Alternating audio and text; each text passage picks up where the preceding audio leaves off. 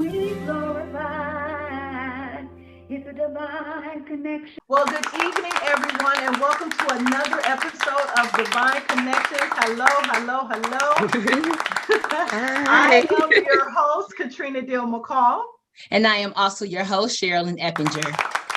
And we are going to also extend a warm welcome to our listeners on WJWW. Now, Sherilyn, can you please tell us who we have on the show this evening? Well, I am so excited to tell you who we have on the show today, because this is truly a divine connection. So first up, we have evangelist Latasha Moore. And our divine connection is we are Warrensville Heights Tiger alumni, class of 2005. I finally have somebody on the show that can represent my high school. Whoop, whoop, shout out to all the Tigers out there. Whoop, whoop. So I'm very happy to have her on the show. And also I have my little sister, Samantha, on the show, which our divine connection started through praise dance, and from praise dance it just grew into a certified mom and friend relationship. And I love her so very much. So ladies, thank you so much for being on the show. I'm going to jump right in and say, tell us a little bit about yourself. Samantha, go ahead and start. So hello everybody, I'm Samantha May, Arthur Samantha Fisher, minister. I am a mother of two young boys. I have a ministry called Mommy Friend, the Calling Over a Dependent, and also a ministry called Precious Pearls. And I thank you guys for welcoming me on Divine Connections. I'm looking forward to this conversation. Yay! Awesome. Welcome. And Latasha? Hello, my name is Latasha Moore. I'm a proud youth pastor in New Vision Today Ministry under the leadership of my parents, Bishop Robert Moore Jr. and co-pastor Selena Moore. Also, graduate of Ohio University with a bachelor's in economics. As Sherilyn said, our divine connection is Warrensville Heights Tigers, class of 05. So I'm so grateful to be here. Thank you for having me. And thank you for having me. Well, welcome, Awesome. ladies. Welcome. It is an honor. Yes. So not only are you all beautiful ladies in the ministry, you all are new authors. So I have right here, Latasha, 21 Days to Loving Yourself. Listen, this is on my bedstand. Okay. I read this book. I'm still reading through it because I'm all over the place, but I love it so far. And then, so we're going to start with you, Latasha. What was your motivation to write 21 Days to Loving You? Wow, thank you for having me again. I just wanted to share a bit of my story, of a bit of transparency, if you will, and a positive transparency. I suffered from an identity crisis at a very young age, and I had low self-esteem. I didn't like myself. I knew who I was. I was raised in church, so I knew who I was. But I oftentimes, that not fitting in made me feel like something was wrong with me. So I oftentimes suffer from, low self-esteem, not fully loving myself. And so that was my motivation behind writing the book, finally growing over time and growing and maturing and really taking time to get to know myself was my inspiration for our generation and also for the generation that's behind us. It's so important to know your self-worth and value. And if you don't know it, you can't be a productive member of society if you don't know your own self-worth and value. Amen. So that is so very true. Because you'll go through keeping up, and before you know it, you'll look around and you're with yourself and you can't even be with yourself, right? Because you're trying to, like you said, fit in and do all these things. And we've had a lot of people on the show that stress how important self-awareness is, who you are, what do you like, what do you enjoy, and everything else will come into play. So I love how you said the identity crisis. And I think plenty of us are either experiencing or been through guilty identity crisis and don't even realize it. Even realize it. And a quick shout out. I want to do a quick shout out to my mom, Prophetess Marquita Moore. She is my biggest cheerleader, and I'm so grateful to just have her in my life. Just grateful for all my parents, my father, my bonus mom, but a special shout out to my mom, Prophetess Marquita Moore. She's my biggest cheerleader. So I'm grateful for her. Hey girl, shout out from Divine Connections. What's up, mommy? And Samantha, author of Mommy Friends. Mommy Friend, A Calling Over a Dependent. Now, Samantha has the book and the journal. And one thing that I really like, and I'm going to point out about the book, is she has at the end of each chapter where you have can I get your praise song? She asks you some questions. She all in your business. So it's not like you reading about her business. She getting your business. Latasha does too. I mean, Latasha does too, where you writing and I've written in minds, but they get in your business. They like, okay, you heard about me, but what about you, boo? Write down your own mess. And then I'm gonna give you a scripture. And then you see, I got my book right here. Then I'm gonna give you a scripture, and then I'm gonna give you a praise song to pick yourself up, because we doing this as a whole. It is a whole. So same thing for you, Samantha. What was your motivation to write the book and journal? All of that was perfect. That was so perfect. So my motivation behind Mommy Friend was basically transitioning into being a single parent and knowing that I was not alone. It's nothing new. It's something that I believe that our generation needs to break that cycle. So in regards to mental health wise, so my inspiration behind it was seeing that I was always being addressed by single moms. I didn't realize how people do watch you. They watch you in regards to everything that you do as far as with your kids or how you handle situations and things of that nature. So God really tugged on me about sharing my story in regards to mental health when it comes to being a single mother. And he was telling me it's something that I started maybe years ago, but I'm like, I'm good. You know, I don't like the attention, nothing like that. But then God started to show me all these mothers coming to me. So as I continued to write, it was so many mothers coming to me. And so what the motivation behind Mommy Friend was to simply allow mothers to come together to create their village, to try to find their village, because I still do believe it takes a village to raise a child. Yes. And so that was my main motivation. Also, with the whole self-care and identifying ourselves outside of being a mom, because we are so much more than mothers. Yeah. So just trying to create that community, where moms can come together. We can have wine downs, we can have a good time, we can laugh, we can play, all of that good stuff, just to kind of pour into one another. So that was mainly my motivation behind Mommy Friend. Was God was like, hey, like, I'm going to use you to get this story out, to get your story out as a single mom, so that you can help others, because I'm not the only one. Like God said, it's nothing new up under the sun. So it's just really creating that platform for moms to come together to share these things with no mommy guilt. You know what I'm saying? Like, no mommy guilt. You don't have to feel bad about how you feeling, sis, because look, I've been there too. You know what I mean? So we're going to keep working towards. So that was it. And so I think that I just wanted to throw this out there. I do want to give a shout out to my covering, Pastor Monroe Johnson and First Lady Tamiko Johnson of Christian Kingdom Assembly. They have definitely helped me and pushed me, as long as with a host of family and friends. So I just wanted to also throw that out there. Shout out CKA. CKA, yes. That's my other family. Yes, amen. All right, so this is a question back on, it's for the both of you, but we're going to go back to Latasha. So author of 21 Days to Love You. So I want to ask, what was the most challenging chapter to write and why? That's a good question. Jesus. That's a good question. I have my book right here. I'm like, actually, as I'm looking at it, identify your value, chapter 10, because usually we associate value with a price tag, or, you know, we associate value with like high price items like Gucci, Louis Vuitton. You know, I'm not a high maintenance girl. I just happen to like nice things. I just happen to like nice things. Right. But usually, identifying your value now is so important to me, because I have noticed a trend in social media where we fall into this comparison analysis that we do with each other all the time. Yes. And, you know, social media started in 2005 when we graduated from high school. Sherilyn, Facebook started in 2005 when we were graduating.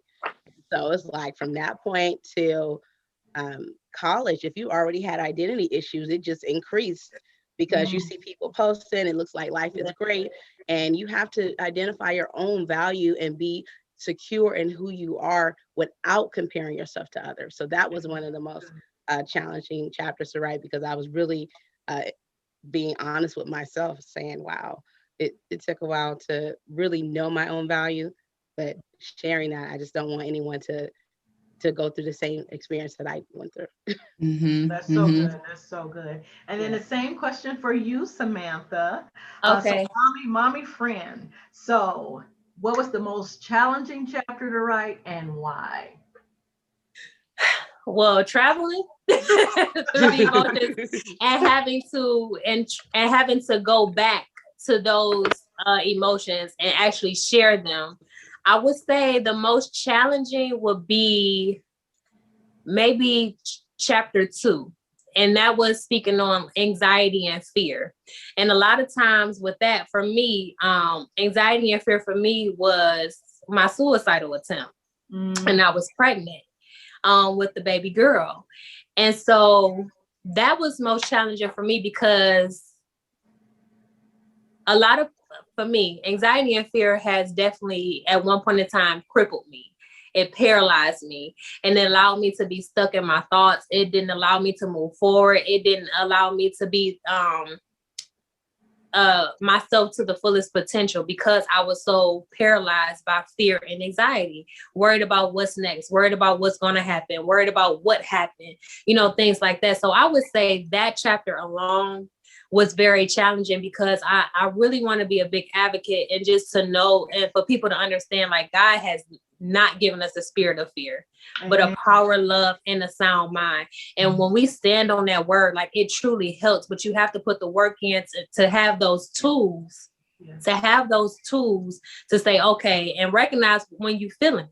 Like, okay, I'm feeling a little bit anxious. I'm fearful for this. And so you repeat that scripture, like, God has not given me the spirit of fear, but a power, love, and a sound mind. And I will choose to live today. So that part alone was very challenging for me because it was, sharing my story of me, going through that, trying to work through that process. And not saying that it doesn't try to creep up, but now I have the tools to silence it. You know what I'm saying? So that was one of the most challenging ones. I love that you talk about the tools. I'm sorry, did you ask? Go ahead, Katrina. No, I was just like, thank you for sharing and your transparency as well. Because, I really felt the emotion and all of that. And to just, to be so brave and to put it and incorporate that in the book. And, painful things in our lives, we know that pain is not necessary just for us, but when God brings you through it, it is, for someone else to help them, bring them out and encourage them. So we thank you for that. Amen. So both of you all work with the youth. And like I was going to say, those tools that you were just talking about, how do you feel for us being in church, us PK kids, raised up in the church? Yes. And then I think about, I resonate so well with what both of you all are saying. So my question is, being in church then versus now and, going through our experiences and working with the youth, what do you think the church, or how do you think the church can prepare the youth for these struggles, for them coming up and then dealing with them? So for us, a lot of times, and we've had these conversations a lot where it's like, we were told a lot, just don't do it or stay away. But that doesn't give you tools on how to handle it when you come up against it and how to work through it. So in your opinion, working with the youth and your own experiences, how do you think the church can better themselves as far as preparing the youth for when these, because they're going to come, when they come, and how to handle them? That's good. Anyone can start. Okay. Okay, go ahead, Latasha. I would definitely say being a youth pastor has taught me so much about myself and the generation coming up. I would encourage providing a safe space for the children, for the youth period. They need to feel like they can trust someone to confide in. So I've been, during the pandemic last year, I started meeting with my preteens on Zoom. And I always tell them, this is a safe space. We can talk about anything and we have a good time. We meet bi-weekly, but providing a safe space for them where they can trust someone in leadership, especially us being in the church, is so important because they have all these role models. They look to the world, they look to their favorite singer, celebrity, or, and those role models should be us. It should be us within the church. That's And right. I want them to, look up to me as their role model, and to, the other leaders in our church. And so providing a safe space, also just keeping them active in church, taking that time to listen to them. I've noticed that the more I listen to them and just let them talk and ask them questions, the more I learn.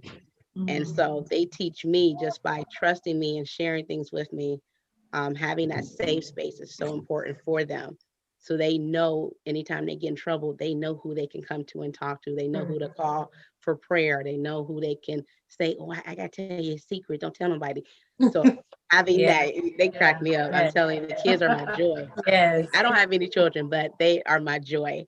And just having a safe space, I think, is so important.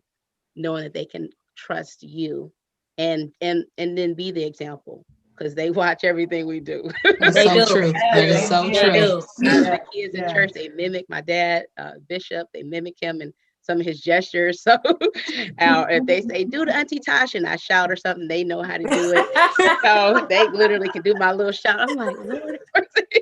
So definitely model the behavior that we want, to see in them later, bringing them up as future children. Lastly, Proverbs says, train up a child in the way he should go. And when he's old, he should not depart from it. That's right. Amen. That's right. Yeah. So in my opinion, as far as the church being prepared, it's really just remembering that you were once there. Not forgetting like, hey, that you were 15, you were 12, you were this 20-year-old, you wanted to kick it, you wanted to party and things of that nature, and not like judge them for everything that they're doing or they're considering doing, because they have been exposed to so much. Like you said, with the social media and things of that nature, like they have been exposed. We could try to cover them from so much. We could try to, keep them away from everything. But at some point in time, they're going to be exposed to it. I'm so glad we didn't have social media. Yes, I just want to put glad. that in there. Listen, I'm so glad. I'm glad too. So glad. Yes, and I believe that, and we could just remember that we once had these thoughts of doing things we wasn't supposed to do because our parents say, don't do it. So not only remembering that you were once there, but telling them,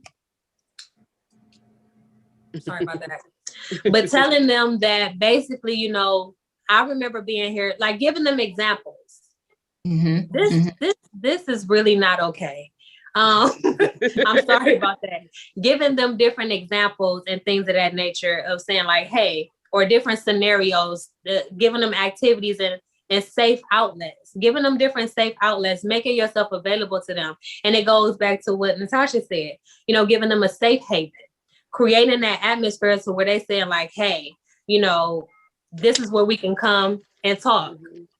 So that's that for that. Just making sure that you are very open and transparent and willing to listen, because a lot of the times the kids just need somebody to talk to.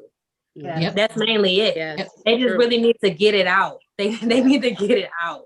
So I think being available and creating that space and remembering like you were once there, whether you was exposed or not, as far as social media. And that's what I believe, that we could be better prepared. That's so good. That is so good. Well, ladies, I want to say a little birdie shared the content page of each of your books. I wonder who that could be. I'm getting my Oprah on. I've been working on my Oprah interview. I know that's right. I've been working on it. Okay. Love it. On network, Divine Connections on network. So this question is for Latasha. On your page 19, chapter or paragraph, or however it is, where you say that in the contents that stop trying so hard. Tell us a little bit about that chapter. Take your time. Take your time with it. Okay. I was like, how much time do I have? Okay. Yes, stop trying so hard. So for myself, I can say that I was the child that tried to fit in with everybody. So when I'm saying stop trying so hard, I was telling myself to stop trying so hard to be something that you're not. my family would always say that, stop trying so hard, Tasha, to be like everybody else. My father really encourages that. He's like, you got gifts God gave you. You stop trying to be like everybody else. And I'm like, that tough love is PK life is no joke. But really, Cheryl can feel me on that. But that's what I'm saying. Stop trying so hard to be something that you're not. And it took me a very long time to be happy and comfortable with Latasha Marie Moore. Even before social media came out, I was trying to, in high school, be with the cool kids. And I never ever could fit in no matter what group it was. So when I'm saying stop trying so hard, stop trying so hard to be something that you're not. And you have to be not self-sufficient, but you have to be confident in who God made you to be. In high school, me and Sherilyn played softball together. That was fun. So that was something I felt a part of, and it was fun. I was active, and I tried to be a cheerleader. I did that for 1 year, and I was always trying to find myself and trying to identify and belong somewhere, when God really didn't call me to be with anybody. He called me to be a leader. He called me to stand out. So it's me telling myself, stop trying so hard to be with the it crowd or the popular kids. Just be confident in who God told you to be. That's my stop trying so hard message to everybody. It really doesn't have an age attached to it. No matter what generation, our generation, the generation behind us, we have to stop trying to be something that God didn't intentionally make us to be. Amen. We have to know our purpose and know why. It took me a long time to accept the fact that I would not be with everybody, that he called me to be a leader and not a follower, because I was a follower for a long time. I made the mistake a few times, following. He's like, nope, I didn't call you to follow. I called you to lead. And so that's my feel, and stop trying so hard. Yeah, that's one of my favorite chapters in your book, because I know, don't believe the hype. Like with the social media, you know me for a long time from school and stuff like that. But those were my struggles as well. And at 34, because I just had a birthday. Yes. So at 34, I literally, I have full conversations with myself. But going into places, I do checks with myself. Okay, you don't have to tell every story. You don't have to have a comment about everything. You don't have to try so hard, like you said. And even though I'm a people person, y'all know me, I love people, I love to talk, I love all these things, I tell myself, scale it back a little bit, because they see you, like, you don't have to try so hard, for lack of not better words, but to get to the point. So at 30, it's when I think I really started to sit with myself, like, look, girl, like you said, you are a leader. And what I tell people is, I'm working on being Michael Jordan. I've been Scotty for a long time. Nothing's wrong with Scottie Pippen, but I need to be Michael Jordan and not worry about being Scottie Pippen, and understand that you don't have to, just be you. Just be who you are, and it'll come. And maybe it couldn't come like you wanted it to, because it couldn't find you, because you're trying to be other stuff. You're right. So just be yourself, and it will come. And thank the Lord, it's happening, Yes. So Samantha, you're not off the hook. I have one for you too. I was like, oh yeah, we still got plenty of time and plenty of questions. All right. So on page 34, in your contents, you have emotional acceptance and strength. Tell us a little bit about that chapter. Okay, so emotional acceptance and strength is mainly was speaking about how accepting the fact that what you're going through is going to be okay. That's basically what it was. I'm trying to remember. I wrote so much.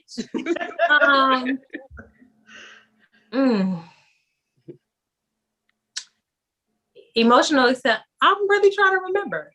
Yeah, take your time. Emotional acceptance and strength. I talked about how I believe I talked about a birthday party that I had. I was turning 22, and how I was, and it lines up with this actually.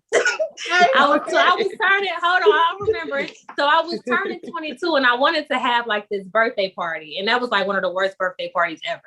And it was because I was dressed cute. I wanted to turn up. I wanted to do all these things, but out here I was fine. But inside I was so ugly. I was a hot mess. Like I was seriously a hot mess. And I had to accept that whatever God had planned on my life, whatever was going to happen, it was already predestined. And I have to have that strength of God to say, hey, you know, I got you. You got this. I need you to go through so that you could be able to tell your story and things of that nature. So when I say emotional acceptance and strength, it's just accepting the fact that you are acknowledging whatever emotions that you may feel. You are not saying like, oh, it could be worse, which it could be, but these are your feelings right now.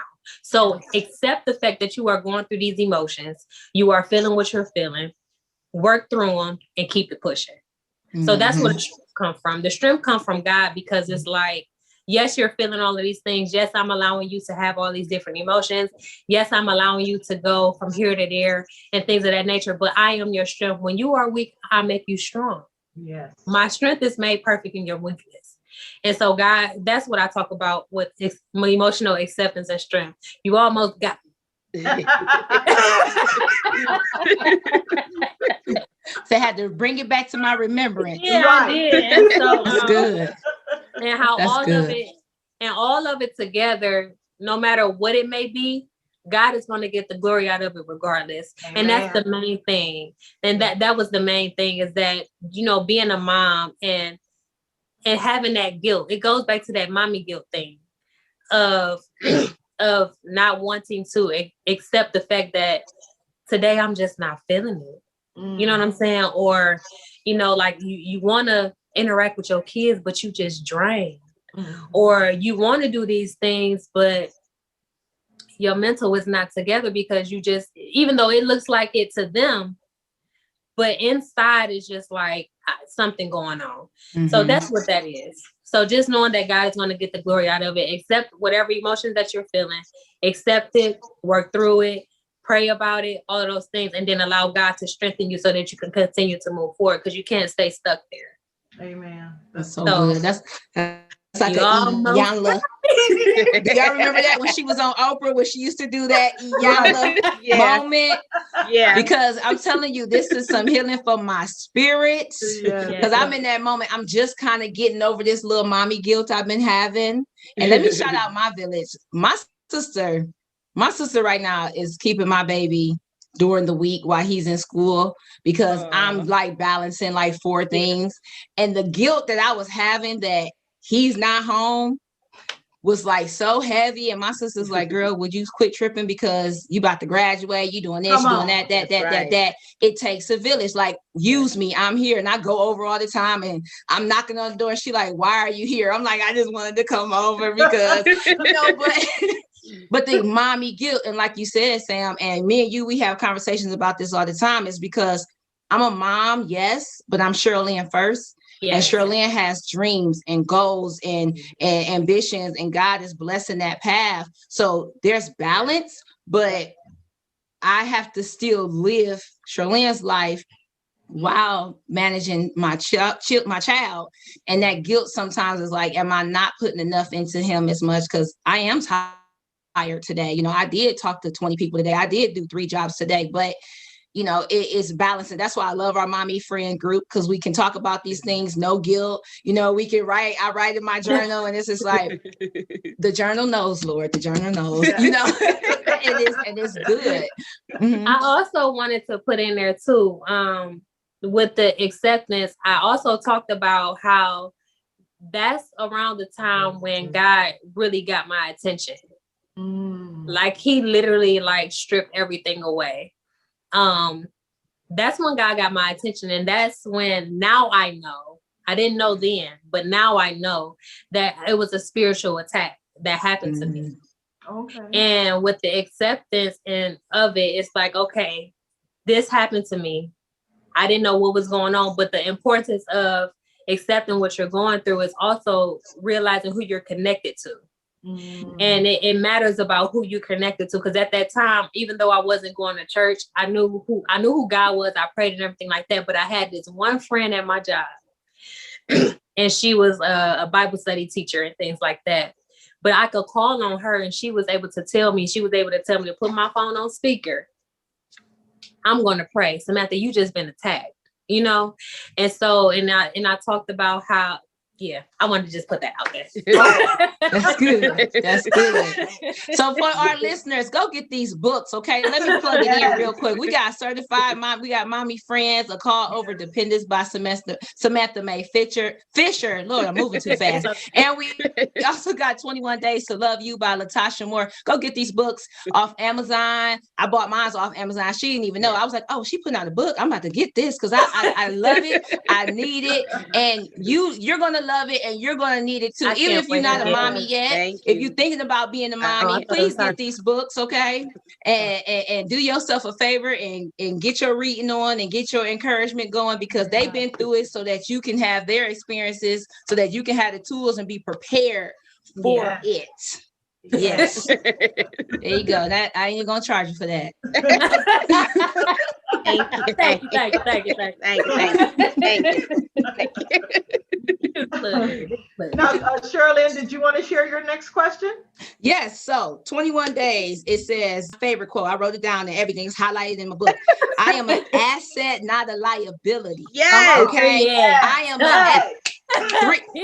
three snaps in Z formation. Okay. Y'all remember that from in Living Color?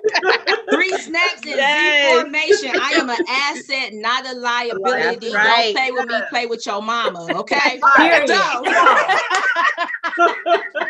So my question about that statement, and Katrina, I want you to answer this question too. Okay. When can you pinpoint when that realization dawned on you? It was like the light bulb went off when you like, you know what? Wait a minute. You need me. Come on. You need me in your life. I'm the seasoning. I come and make it all better. I am an asset. Your life was not the same without me, boo. Yes. Come on. And you better apologize before I knock the dust off this second shoe. Because the Bible say, knock the dust off your shoe and keep walking. And in a minute, I'm gonna be gone. Yeah. And then your life ain't gonna be flavorful no more. Come on, you better. You see what I'm saying? So my question is, I'm sorry. at what point did you come to the realization that you were the asset, and how has that changed your outlook on your life? Oh, go ahead, Katrina. You start. That's a good question. Well, I'm trying to get myself together. Go ahead, right. Katrina. You answer first. I think I have had the longest journey among you all. I am age 50. Look at how fine she is. 50 where? Yes, honey. 50. Where? 50. Woo! 50 and 50 where? Yes. You look good, girl. You look good. You look wonderful. Thank you. So I want to say that realization was on my path of ministry, starting a ministry, where God had took me out of a comfortable setting and put me in the wilderness, I want to say. I was sure you ladies may not know, but I lived in Hawaii 17 years before I came back to Cleveland, Ohio. Wow. And so it was literally this, I want to say, God invading that space and saying, hey, you're going home. I need you to go home. And so many things transpired when I landed here in Cleveland. And, you know, we had a family tragedy. That tragedy and that pain turned into a ministry for women, you know, delivering men and women out of domestic violence situations, and then even that walk. But it was so much more than just helping men and women, but it also was helping my own life, my own relationships that I had, you know, at the time. Me developing myself as a whole woman, being totally healed from some of the, you know, mistakes that I made in my life. So it was during that where I found me and I started to love me. And it was actually had put together some non-negotiables. That is, no matter what, I don't care how you feeling, how lonely it may look, or what the enemy tries to say, but there was non-negotiables. And I said, no, I'm just not. I had put a stop to that. And that's when those other doors and realizations, the transformation started from there. So I'm going to say that where I realized I was enough. I started to love me, that I wasn't going to put up with the crap. Yes. And I was accepting. I was so comfortable in the fact that, Lord, if this is all you're going to do in my life, I'm here, to push this ministry to help men and women. And if this is all you're going to do, you have blessed me so many, times over and over again. My children are okay. I'm cool. If I never, ever get married again, it's okay. So I was all comfortable in that space. But that's when he sent my Mr. Right. And I met him. And then it was okay, because in that journey, I realized the proper place for your husband, the proper place where I would now no longer accept just the minimum of how I should be treated as, being a daughter of the Most High. So it was in that moment. That's good. That's real good. Who's ever ready next? Go ahead and pop in there. I love that. That's some good wisdom right there. Thank you. And and it takes a point, because when you long and you desire, but to get to that point of I still long and desire, and I understand, or even I've had, but God, whatever you see fit for me at this moment, it's gonna be all right. Whatever it is, it's gonna be all right, because you said so, Lord. And your key word that you said, you healed from some things, healing from some things. And again, that self-awareness, being able to sit with, how can you know you're an asset if you don't know who you are, if you don't allow yourself to heal and come from, and what you said, Samantha, to acknowledge, these are how I feel, these is my emotions, this is what it is. All of that comes in your self-awareness to get to that point of, I know who I am. And this is what I have to offer. And boundaries, that's been my word for 2020, rolling over 2021. I might as well just keep going. Definitely. So 2021 is standard and boundaries. We are no longer throwing stuff against the wall to see if it sticks, right? That's right. And my sister told me the other day, it is not for anybody else to hold your boundaries and your standard. It is for you to uphold your boundaries and your standards. And then you start to see that I am an asset to everything that I do. So the moment that I was able to pinpoint is, I think I kind of already knew, because I enjoyed it, right? God gives me enjoyment and enlightenment when I help people. And I'm like, man, I contribute, I do these things, but I had to be okay with acknowledging, like a pat on my own back, because I was humbled down so much that when people talk, I'm like, well, who are you talking to? And then God is like, hey girl, it's okay to say, yeah, I did that. Yeah, it's me. So coming into getting this gym, and I know you all probably see, but the way that I got it is I came in renting a space, and the person was ready to get out of the business. And I was so scared, like scared to death. But God, it's like God spoke through me, and I was like, well, I'll take it. I want it. What do I have to do to obtain this business and do it? And fast forward a year and a half later, my bookkeeper said, you doubled your numbers from last year. I said, in the midst of a pandemic? Come on. In the midst of being kicked out the nest by myself? I ain't never missed a bill. Everything on time. I'm doing this. And at that moment, when he told me that, he said, you doubled your numbers from last year. And I said, by myself? By yourself, honey. Yes. Oh. Yes. Oh. Okay. Yes. So at that moment, it's like I would say it's like I always knew, but I just didn't allow myself to feel like I was worthy, or that I really did. Like, just let me do it. Don't let me talk about it. Yes. But now God is like, it's okay to talk about it. It's okay to say, yes, I did do this. Yes, I do contribute. I've been able to bless my church, and I'm a person of service. I love serving people. I'm telling you the truth. I love to serve. I like to be out front. Don't get me wrong. You can call my name. I'm okay. But I really like to serve. I ain't gonna get mad if you don't, but I really like serving, And so when I was able to bless my church and do our videos and the social media and the flyers, and my dad be like, figure it out. And I'd be so mad, like, I don't do this. He like, figure it out. So now I'm in a job where I'm like, I have this skill now. I figured it out. God is placing me in places. So no, I'm an asset to everywhere I go, and in my internship, I had a lady say, oh, you like to work? Yeah, I like to work because I work this with the service that God gave me to the best of my ability, because I'm sowing the seed everywhere I go. I come to be an asset. I told her I didn't come to waste your time and just to be here. I could be 3 other places. That's right. So if I'm here, then I'm going to be an asset everywhere I go. When I leave, that internship is going to be like, we miss Lynn. Right. Lynn set the standard. Lynn set the bar, because that is Yes. where I need to be. Not ducking my head in the sand. God gave me the gifts and talents to Come shine. on, girl. Come I'm on. shining, and to God be the glory. Okay. First of all, who wants to come behind that? Okay. But no, I just Y'all got me excited. I'm sorry. But no, everything that both of you ladies said was amazing, because I was the same way. I don't want to be in the front. I don't want to be seen. You don't have to don't tell nobody. It's just what it is. I love to serve. I love being in the back. And so I realized that I was an asset. I always knew it, but I always downplayed it, because I'm like, I don't want nobody to feel, left out or whatever, whatever excuse I can come up with, because I'm just like, it's all right. We all did it, stuff like that. And so I became aware, like fully aware, maybe back in 2013. But I say that because I understood at least I thought I did, understood where God was taking me. I didn't know the dynamic of everything that was going to occur, but I knew I see things. Like I see, it's hard to explain, but I see things, and I'm like, okay, God, I know you're taking me here, but how do I get there? Do I just sit here, but he's like pushing me to the front. So I know I became an asset back then.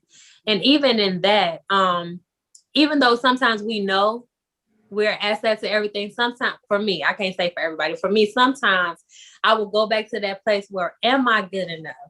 Where I begin to question myself sometime, and then it goes back to having those tools. And it's saying like, okay, you have to silence that. Say you are good enough. You are an asset and not a liability to anything that you come across, anything that I put on your mind, anything that I tell you to do, you are an asset to it. So believe that you are enough. Believe that I have given you the tools to move forward. So even if life happens, right, I believe that pain or whatever that you may feel is really the process. The pain is the process to birth that purpose of whatever it may be for that season. You get what I'm saying? So I became aware of it a long time ago, but it was just me and my way, and downplaying, what God has created, what God has downloaded in me. And I'm even encouraging myself now, y'all. So excuse me. Yes. I'm encouraging myself now to constantly keep going, no matter what life throws at you. You have to keep going, because God's name is attached to it. Everything. God's name is attached to it, and he wants to get the glory out of every part of your life. So he made you an asset to everything that he's downloaded in you to birth and push forward. So yeah, that's it. I'm sorry, I think I had to encourage myself right now. So yeah.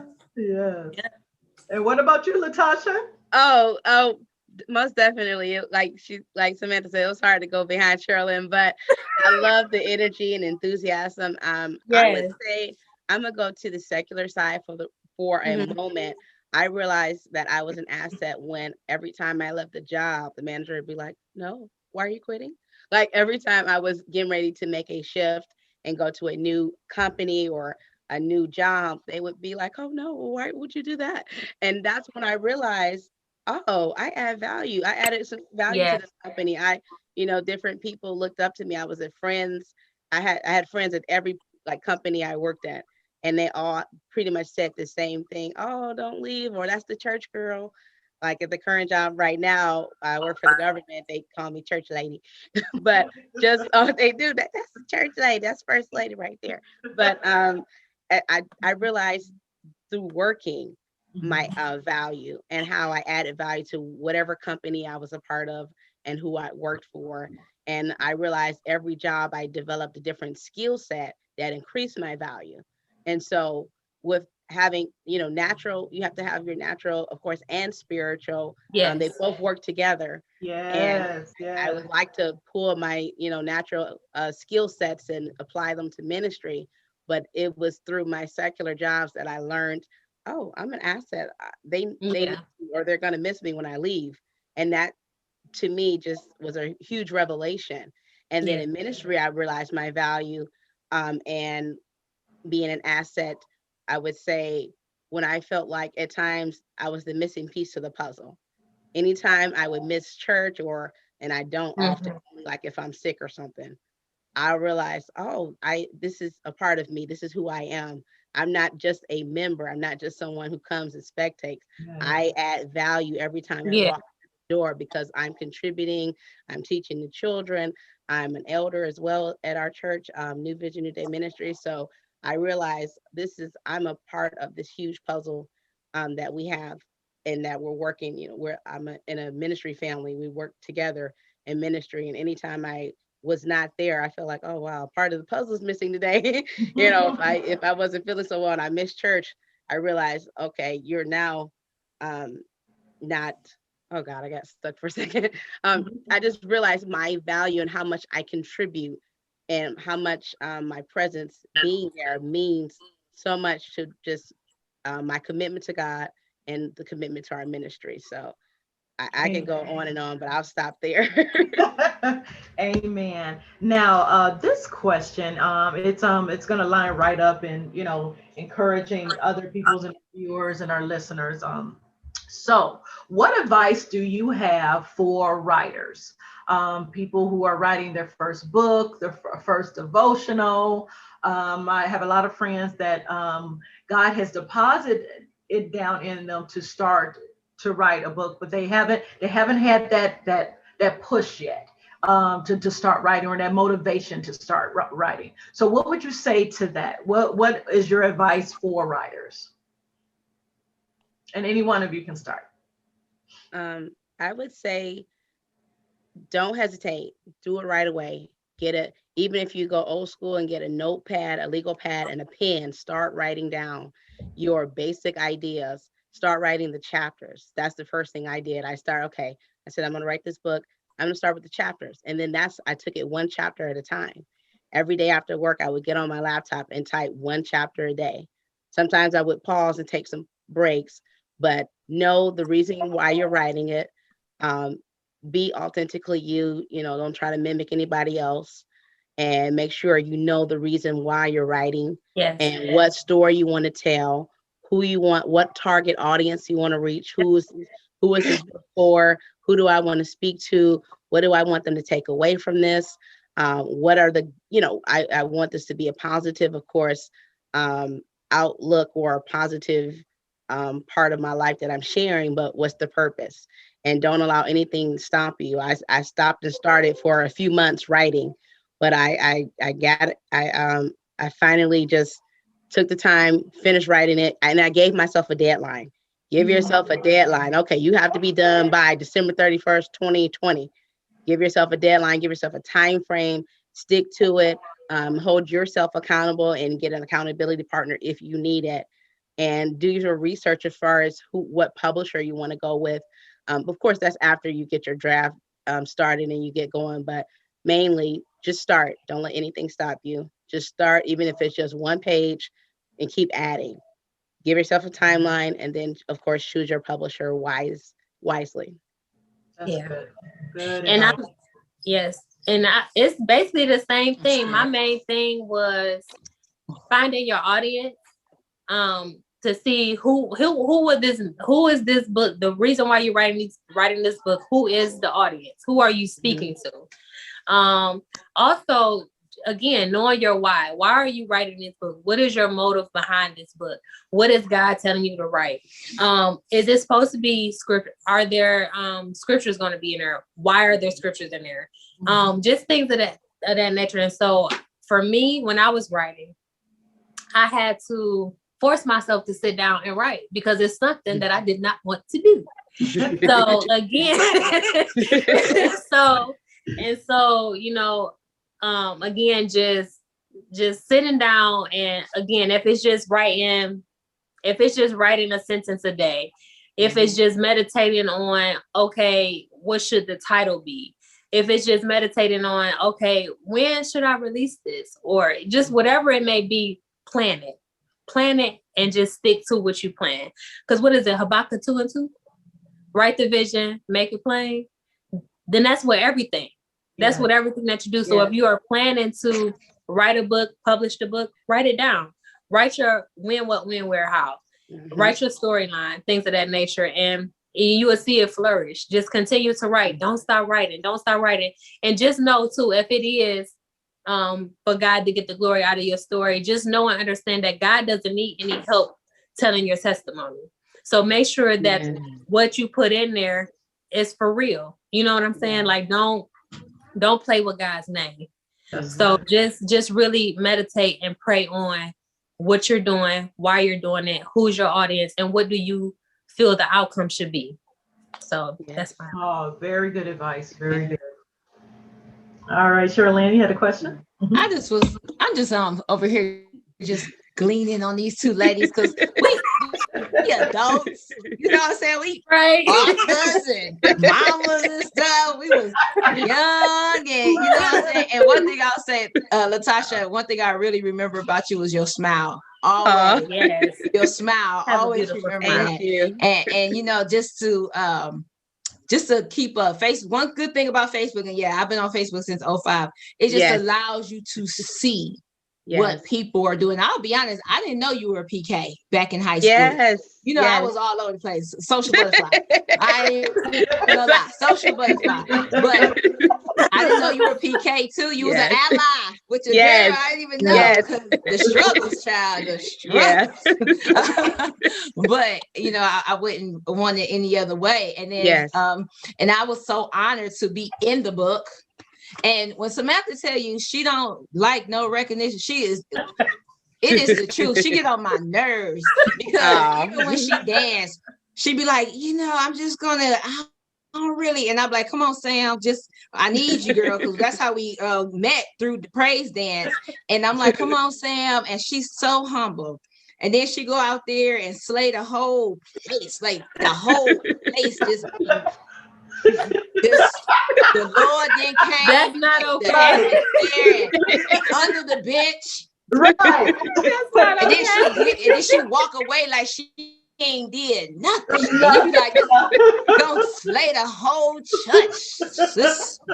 Man, I'm gonna get you for that. And I'm telling the truth because everybody know. And then she messaged me one day like, I need you to write a little project. I didn't even know she was doing a book. I'm gonna be honest. I just need you to do a little project for me. Can you write? I thought she was doing something for school. Next thing you know, she had us in this beautiful ballroom and giving us gifts. And I ain't wore heels in 6 months, and my calf muscle was sore, but I wore them heels for her. Yes. And then she put me in her book, and I was like, oh, friend. So I'm just so, you know, elated to see the progression of you ladies, the growth of you ladies. Again, I just thank you for being a part of the show. And just to sum it all up. Thank you. Next? You're welcome. Thank Katrina because she brought me in. Thank you.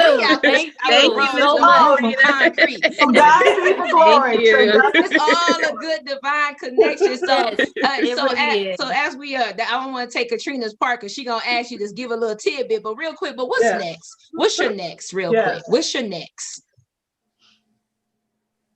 Okay. So I do want to say, because we were giving thanks. So Miss Katrina, like, truly thank you for opening up your platform for us to have divine connections, because I believe networking is so important. Whether you're social or not, networking is so important. And I truly, truly appreciate you and your vision and the things that you are doing with Divine Connections. And I really, really pray continued blessings over Divine Connections. And so, to answer your question, what's next? So as far as Mommy Friend, what's next for Mommy Friend is really just building that community. We would have book readings, and with every book reading, we're going to have a mommy wind down. If you know me, I love to have fun. I just love bringing people together and just having a good time. I love to host like game nights and stuff like that. So that's what we'll be doing. We will have the sunflower field with mommy friends. The sunflower, I love sunflowers. And when you think about sunflowers, they gleam to one another to kind of lift each other up. So the sunflower field is basically the mothers coming together to get poured back into. It will be activities to where, you know, Mom, it's okay, let it all out. You got your village behind you. We're going to pray over you. You're going to be good. You're going to leave out of here feeling mommy free, mommy guilt free. You're going to go conquer the world now. You know what I'm saying? So, you know, things of that nature. And so, well, mommy friends, that's definitely what's next. There will be another mommy friend devotional coming soon. God has not released the date or anything of that nature, but he did tell me to start writing. So, and it goes back to that. Just stay right and be obedient. Right.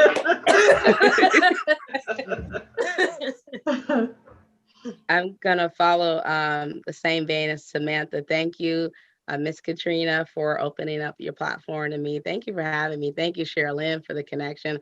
I was so honored. I was like, me? She want to interview me? Right. I was like, oh, okay, sure. Like, but it's really encouraging. It's really encouraging to know that someone resonates with your story. So thank you. Of course, again, shout out to my mom, Prophetess Marquita Moore. Shout out to my dad, who's my pastor, Bishop Robert G. Moore Jr., and my bonus mom, co-pastor Selena Moore. What's next for me is I am being actually pushed by my father to do a YouTube channel. So I will be starting a YouTube channel very soon. I want to say April. I'm getting ready to get the studio set up, and I'll start making a presence actually talking about my book on YouTube. Nice. And also I'm looking to write another book. I'm pushing myself. I have the title already. I don't want to release it yet, but I am going to write another book. It'll be a little bit different than 21 Days to Love You, but it's more of an evolution and just more of tracking my growth as I get older. I just had a birthday like Sherilyn on the 13th. And celebrate you. Yes, I just turned 34 last awesome Saturday, the 13th. But it's more about growing and evolving. So that'll be the next book. But that's it for me in a new book. And I'm starting my YouTube channel. And thank you. Awesome. Congratulations. Awesome. I will be watching and paying attention because I'm a stalker on Facebook. Yes, I am. I can't wait to get started. So that's it. Well, ladies, it's almost at the end of the hour. So we just have a few more minutes, but I'd like to leave a word of encouragement for our viewers and listeners. So we're going to just change it up just a little bit. So I just want you to give one word that will describe your encouragement to our listeners. So we're going to go take it back, put it back. One word.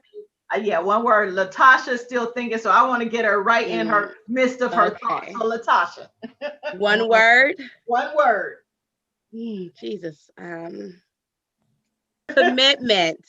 Good. Make a commitment to yourself.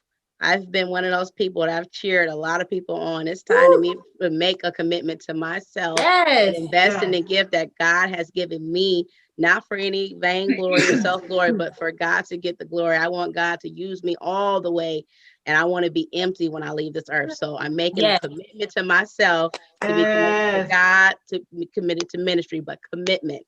Amen. Commit. Amen. That's right. One word. You One really gonna word. do us like that? That's it. One. So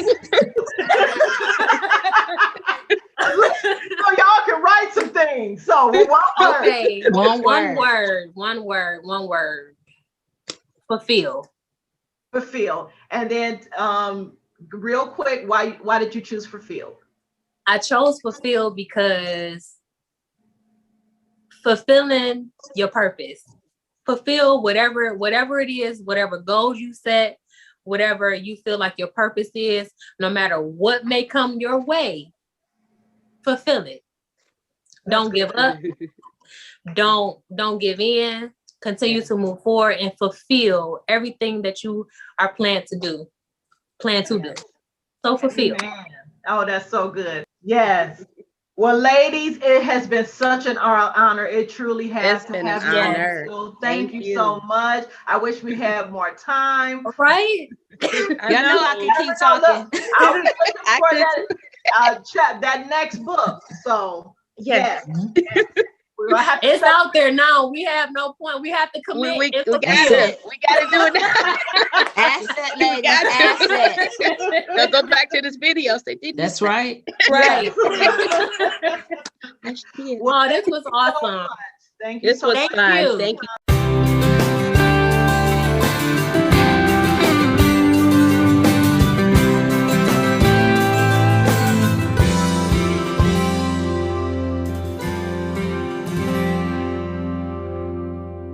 Edify, we uplift, we glorify. It's a divine connection.